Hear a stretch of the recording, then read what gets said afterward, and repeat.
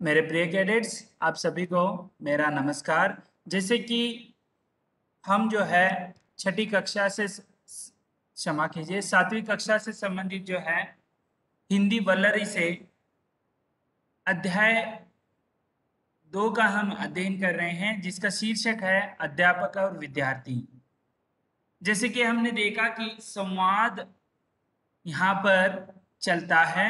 संवाद जो भी हो वह पहले जो है प्रश्नोत्तर से चलता है। तो प्रश्नोत्तर से ही हम जो है संवाद को आगे बढ़ा सकते हैं। तो उसी प्रकार यहाँ पर जो है संवाद के अंतर्गत यहाँ पर छात्र यानी विद्यार्थी और अध्यापक के बीच जो है संवाद यहाँ पर देखने को हमें मिलता है। किस तरह पहले अध्यापक पूछते हैं, उसके बाद जो भी यहाँ पर पात्र हैं, कुल मिलाकर कितने पात्र हैं? 4 पात्र हैं। ठीक है, पहले हैं अध्यापक, जो उनका नाम है पवन कुमार, और उसके बाद जो विद्यार्थी हैं 3, उनमें अंतर्गत रमेश है, उसकी बहन राधा है, और उनके बड़े भाई क्या है? उनके बड़े भाई का नाम सुहास है।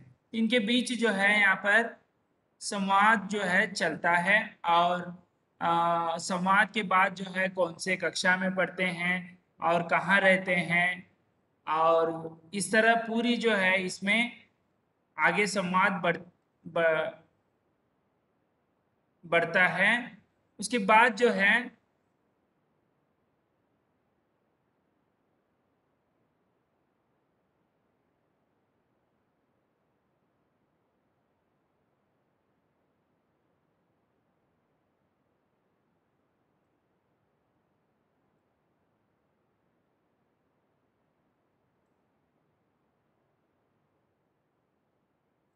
तो इस तरह संवाद जो है चलता रहता है। और यहाँ पर अध्यापक का अपना नाम बताता है, उसके बाद विद्यार्थी अपना नाम बताते हैं, किसी भी संवाद के बीच वे कहाँ रहते हैं, जैसे विजयनगर, ये सब जो है बताते जाते हैं। आगे जो है अंत में जो है सर को जो है क्लास होने के कारण वे चले जाते हैं, और यहाँ पर जो है अंत में धन्यवाद कहते हुए जो है यह संवाद जो है खत्म होता है। तो उसी बीच अब हम जो है इसके संबंधित प्रश्नोत्तर पर चर्चा करेंगे। इसका वीडियो जो है मैंने बनाया था, आप देख सकते हैं। आज हम ऐसे ही चर्चा करेंगे इसके ऊपर, जैसे सोचो और बताओ। ठीक है, आपको सोचना है और बताना है। यह जो है आपको एमसीक्यू में प्रश्न भी पूछे जाते हैं। तो पहला प्रश्न है, रमेश की बहन का नाम क्या है? तो यह उत्तर आपको पता है कि रमेश की बहन का नाम राधा है। ठीक है, तो उसी बीच अगला प्रश्न है, अध्यापक का नाम क्या है? अध्यापक का नाम क्या है? तो अध्यापक का नाम पवन कुमार है। देखिए, हिंदी जब आप कोई भी प्रश्न पूछा जाता है पूर्ण वाक्य में लिखने के लिए, तो हिंदी को जो है लिखना, पढ़ना और बोलना, ये तीनों जो हैं बहुत ही अहमियत रखते हैं। इसीलिए कोई भी उत्तर हो आपको पूर्ण वाक्य में लिखना होता है। ठीक है, परीक्षाएं आपका लेखन कौशल्य को जानने के लिए ही लिए जाते हैं। यदि एमसीक्यू है तो भी आपको उस ऑप्शन जो है उसका पूरा उत्तर लिखिए। ठीक है, ये ऑप्शन में जो उत्तर है वो भी लिखना है आपको। ठीक है, तो चलिए, अध्यापक का नाम पवन कुमार है। तो तीसरा प्रश्न है, रमेश का घर कहाँ है? रमेश का घर कहाँ है बताइए? रमेश का घर विजयनगर। ठीक है, विजयनगर में उनका घर है। आगे चलते हैं।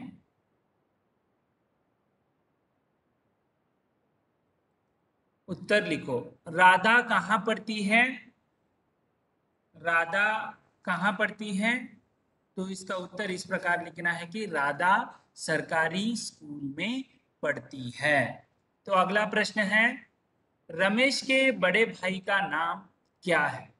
रमेश के जो बड़े भाई का नाम इस संवाद के अंतर्गत हमने जो है सुना है। तो इसका उत्तर इस प्रकार लिखना है पूर्ण वाक्य में, रमेश के बड़े भाई का नाम सुहास है। इस तरह उत्तर आपको लिखना है। तीसरा प्रश्न है अध्यापक का घर कहाँ है? अध्यापक का घर कहाँ है? तो इसका उत्तर जो है अध्यापक का घर विजयनगर में है, ऐसे लिखना है। चौथा प्रश्न है रमेश के पिताजी क्या काम करते हैं? तो आपको भी ऐसे सवाल जो है कभी कभी आपके शिक्षक पूछते हैं, तब आपको पता जब आप नौ यानी जो पहली बार दाखिला होते हैं तो ऐसे प्रश्न जो है पूछे जाते हैं। तो यहाँ पर रमेश के पिताजी क्या करते हैं, तो इसका प्रश्न का उत्तर होगा रमेश के पिताजी वकील का काम करते हैं। ठीक है, इस तरह आपको उत्तर लिखना है। तो यहाँ पर देखिए पढ़ो समझो और लिखो, फिर से आपको लिखना है। यहाँ पर ऑलरेडी उन्होंने दे रखा है। यहाँ पर क्या है, स्त्रीलिंग और पुल्लिंग, यानी पुल्लिंग से स्त्रीलिंग करना है। कुछ स्त्रीलिंग है कुछ पुल्लिंग है, स्त्रीलिंग के पुल्लिंग करना है, पुल्लिंग के स्त्रीलिंग करना है। जैसे अध्यापक ये पुल्लिंग शब्द है, उसे स्त्रीलिंग में कैसे करेंगे? अध्यापिका। देखिए अध्यापक को स्त्रीलिंग में क्या करते हैं? अध्यापिका। उसी प्रकार बालक ये क्या है? पुल्लिंग शब्द है, उसे देखिए यहाँ पर, तो उसे स्त्रीलिंग में क्या लिखते हैं? बालिका। उसी प्रकार बहन, बहन ये स्त्रीलिंग शब्द है, तो उसे पुल्लिंग में भाई। ठीक है, ये अपोजिट वर्ड्स भी कहे जाते हैं। उसी प्रकार माता स्त्रीलिंग का पुल्लिंग शब्द है पिता, और मोर का स्त्रीलिंग शब्द है मोरनी। मोर के क्या होते हैं?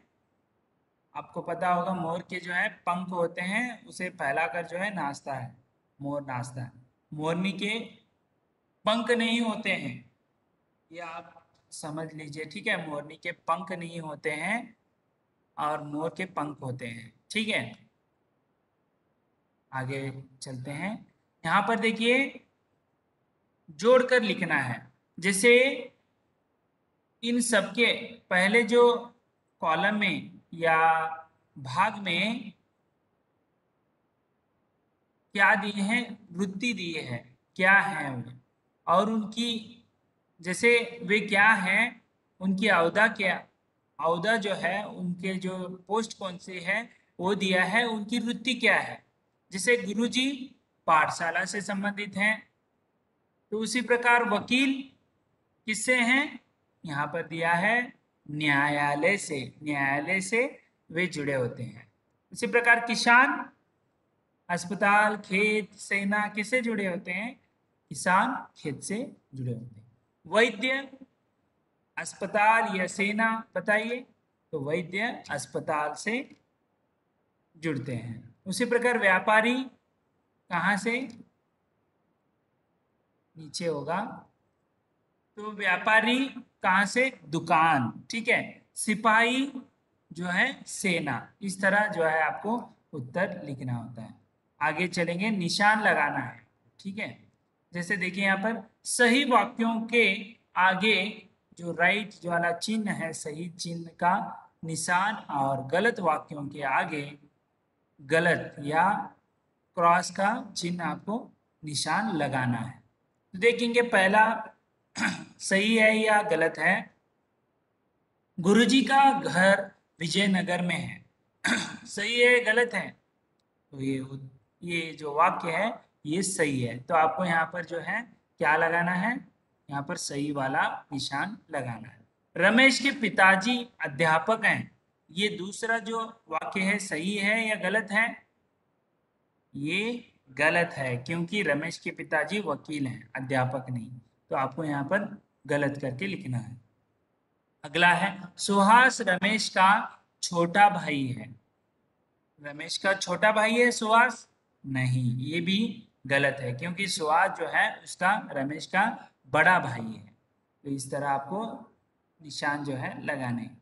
उसके बाद जो है यहाँ पर इन शब्दों का अर्थ कन्नड़ या अंग्रेजी में लिखना है। यह आपके लिए गृह कार्य है, जो आपको मातृभाषा है। जैसे आप देखिए यहाँ पर कन्नड़ के जो मातृभाषी हैं वो कन्नड़ में लिख सकते हैं, ठीक है। अध्यापक, बाही, बहन, घर, काम, वकील, ठीक है। ये बहुत ही छोटे और आसान शब्द हैं। आप अंग्रेजी में चाहे तो आप होमवर्क के रूप में, यदि आप कन्नड़ वाले हैं, कन्नड़ आपकी मातृभाषा है, तो आप क्या कीजिए, कन्नड़ भी लिखिए, उसके साथ साथ अंग्रेजी भी लिखिए, ठीक है। जो हिंदी के क्षेत्र के हैं, अध्यापक के साथ आप अंग्रेजी वाला जो है उसके साथ जोड़ सकते हैं, ठीक है। ऐसे आप, आपके लिए ये गृह कार्य है, तो आप सभी, मुझे लगता है कि ये आराम से कर देंगे, ठीक है। तो अभी संयुक्त अक्षर जो हैं किस तरह जोड़े जाते हैं, हम जो छठी कक्षा में भी पढ़ा था, इसे इस तरह जो है इसका विच्छेद जो है किया जाता है। तो देखेंगे, तुम्हारी, तुम्हारी जो शब्द है, इसमें जब आप इसे तोड़ेंगे यानी विच्छेद करेंगे तो कैसे होगा, देखिए, आधा त जमा पूरा, यानी पूरा ऊ, तो ये क्या हो जाएगा, तू हो जाएगा, ठीक है। ऐसे तोड़कर लिखना होता है। आधा त हलंत लगा है, इसीलिए आधा त जमा पूरा ऊ जमा म, आधा म जमा आधा ह जमा पूरा आ। तो देखिए यहाँ पर ह और म मिलकर जो है माँ, तुम्हा, ऐसे हो गया, ठीक है। तो उसके बाद आधा र जमा पूरा ई मिलकर तुम्हारी, इस तरह बनता है। कभी कभी ऐसे संयुक्त अक्षर आपको जो है किस तरह उसका विच्छेद होता है वो भी आपको ध्यान में रखना है। उसी प्रकार स्कूल को देखिए किस तरह लिखते हैं। स्कूल में जो है दीर्घ, वहां पर मात्रा ऊ की मात्रा दिखने को मिलती है, इसीलिए आपको क्या करना है, आधा स जमा आधा क जमा पूरा ऊ जमा आधा ल जमा अ मिलकर क्या हो जाता है, स्कूल, ऐसे बनता है, ठीक है। क्योंकि व्यंजन जो है स्वरों की सहायता से उच्चारित होते हैं, ठीक है। इसीलिए स और क उसके साथ ऊ लगा है, देखिए, ठीक है, ऐसे। उसी प्रकार कृपालु, कृपालु को क्या होता है, देखिए, आधा क जमा रु जमा आधा प जमा आ जमा आधा ल जमा उ मिलकर कृपालु, ऐसे बनता है। उसी प्रकार कसैला, कसैला देखिए, आधा क जमा अ जमा आधा स जमा आई जमा आधा ल जमा आ मिलकर कसैला, ऐसे बनता है, ठीक है। उसी प्रकार जैसे 12 कड़ी पढ़ते समय भी आपने देखा हो कि सुरों की मात्रा से ही जो है इसका उच्चारण होता है, ठीक है। उसी प्रकार अम जमा आधा त जमा अ जमा आधा त जमा अम आहा, ठीक है, मिलकर अंततः, ठीक है। उसी प्रकार त्रिकोण, त्रिकोण को देखिए यहाँ पर आधा त जमा आधा र जमा ई जमा आधा क, ये देखिए त्रिकोण में त्रि जो है आधा त जमा आधा र जमा ई मिलकर त्रि बन जाता है, ठीक है। इसमें दी रिस्व है, दीर्घ नहीं। उसी प्रकार आधा क जमा ओ मिलकर क्या होगा, को बन गया। उसी प्रकार आधा न और पूरा अ मिलकर न बन गया, त्रिकोण, ऐसे बनता है, ठीक है। उसी प्रकार आगे देखेंगे,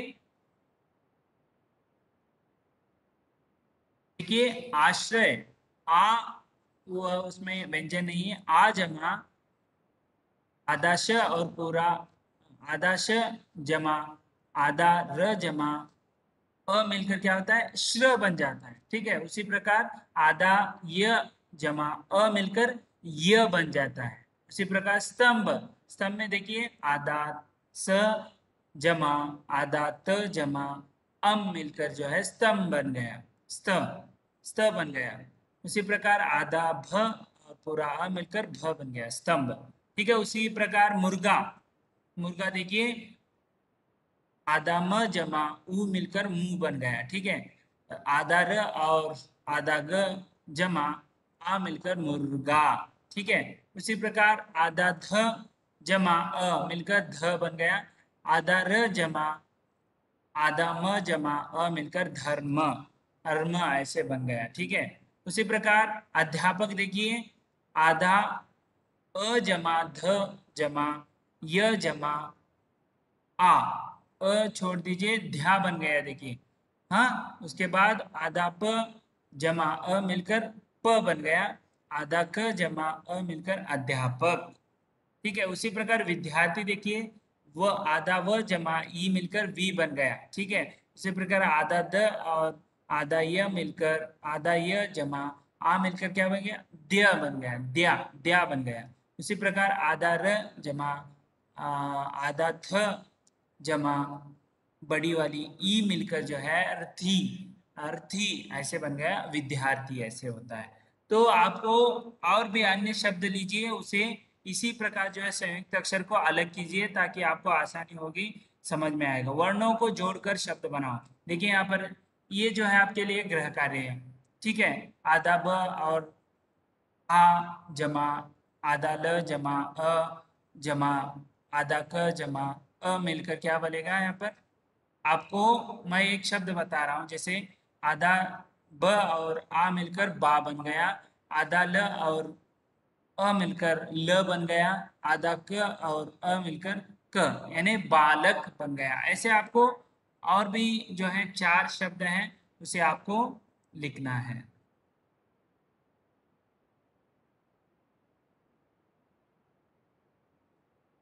ये जो है आपको शब्दों को ध्यान देना है, जैसे राधा है, रमेश है, घर है, सरिता है, विद्यार्थी है, विजयनगर है, वकील, वैसे ही आपको फिर से लिखना है। यहाँ पर लिंग बदलना है। ठीक है, पुल्लिंग का स्त्रीलिंग करना है, स्त्रीलिंग का पुल्लिंग करना है। तो बहन का क्या होगा, भाई होगा। पिताजी का माताजी होगा। विद्यार्थी का क्या लिख सकते हैं, विद्यार्थी को विद्यार्थी, विद्यार्थी छात्रा भी लिख सकते हैं। ठीक है, तो उसके बाद अध्यापक को जो है अध्यापिका। ठीक है, इस तरह जो है आप लिख सकते हैं। उसके बाद अन्य वचन रूप लिखना है आपको। ठीक है, जैसे घर का घर ही होता है, कभी कभी भी घरों का भी इस्तेमाल किया जाता है। घर का घर ही होता है बहुवचन, कभी कभी वाक्य में प्रयोग करते समय घरों ऐसे भी होता है। पत्रिका का बहुवचन रूप है, एक वचन बहुवचन रूप पत्रिकाएं। उसी प्रकार बच्चा का बहुवचन रूप बच्चे। शहर का शहरी होता है, कभी कभी से शहरों, इस तरह भी हम क्या करते हैं, प्रयोग करते हैं। उसी उसके बाद जो है विलोम शब्द, बड़ा छोटा, अच्छा बुरा, सुख दुख, दूर पास, इस तरह जो है ये विलोम शब्द हैं। इस तरह आज हमने अध्यापक और विद्यार्थी जो दूसरा अध्याय था उसका हमने प्रश्नोत्तर पर समग्र चर्चा की। तो इस तरह आज हमने पाठ संख्या 2 का अध्ययन किया। अगले वीडियो में या लाइव क्लास में तीसरे अध्याय का अध्ययन करेंगे। तब तक के लिए धन्यवाद।